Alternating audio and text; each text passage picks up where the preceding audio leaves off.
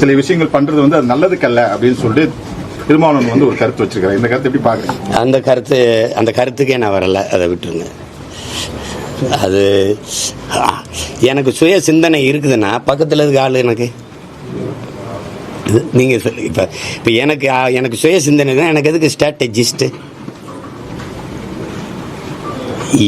ஒரு தலைவன் ஒரு படையை வழிநடத்தினால் அது படையாக இருக்கும். ஒரு தலைவனே ஒரு படை வழி நடத்தினா அது படையாக இருக்காது. அது புரியுதா? இந்த மாதிரி பாடை தான் வரும். விளங்குதுன்னு நினைக்கிறேன். அதனால அதை போய் பேசி பயன் இல்லை. பாருங்க, இனிமேல் இருக்கிற தலைமுறையாவது கற்பித்து எது அரசியல், எது நாட்டுக்கு மக்களுக்கு நல்லது, எதை நோக்கி நம்ம பயணிக்கணும்னு கற்பித்து கொடுக்கணும்.